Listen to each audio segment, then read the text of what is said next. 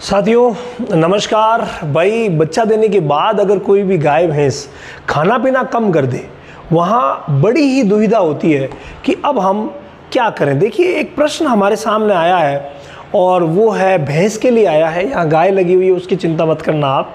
इन्होंने हमारे एक सब्सक्राइबर भाई है जिन्होंने लिखा है, ये है हमारे आनंद शंकर पांडे जी।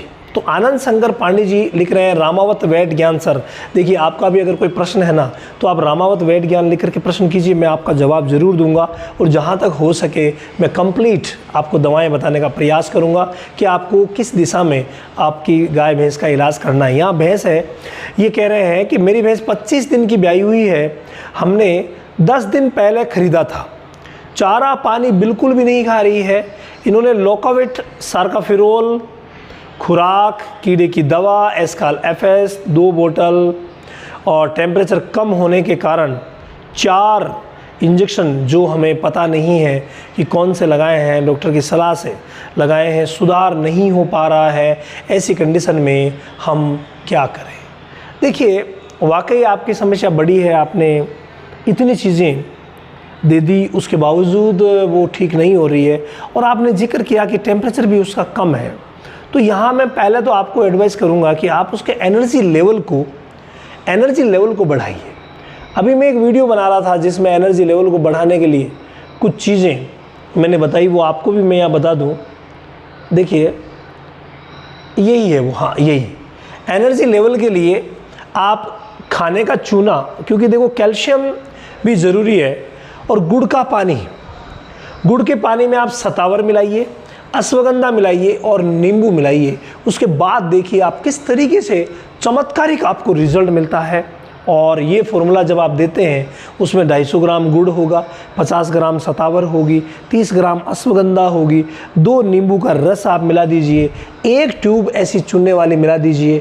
फिर देखिए वो बिल्कुल खाने पीने लग जाएगी, उसका एनर्जी लेवल अच्छा बढ़ जाएगा।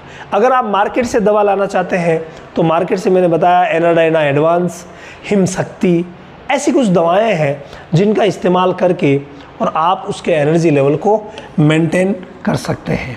मेन बात अगर मैं बताऊं खाना शुरू करवाने वाली एनर्जी लेवल को मेंटेन करने के लिए, चलिए मैं एनाडाइना ही लिख देता हूं, एनाडाइना एडवांस।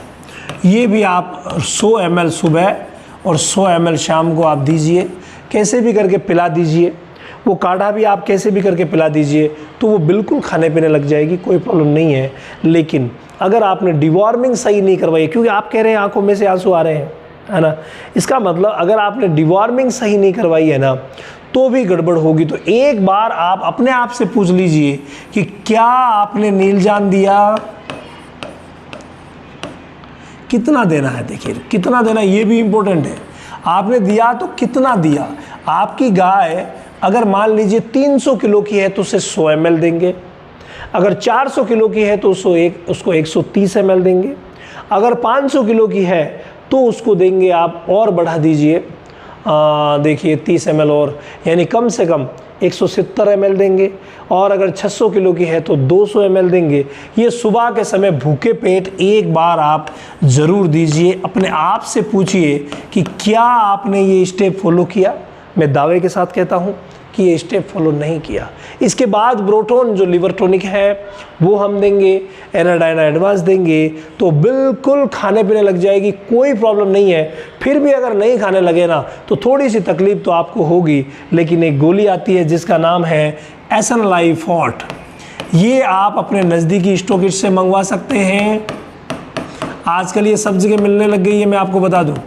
पहले हमारे राजस्थान में ही चलती थी, आजकल पूरे इंडिया में मिलने लगी है एसनलाइफॉट गोली। ये 2-2 गोली सुबह शाम आप देना शुरू कर दीजिए। मात्र 3 दिन में आप देखेंगे कि आपकी जो गाय है, भैंस है, वो प्रॉपर खाने पीने लग जाएगी, किसी भी तरीके की प्रॉब्लम उसको रहेगी नहीं।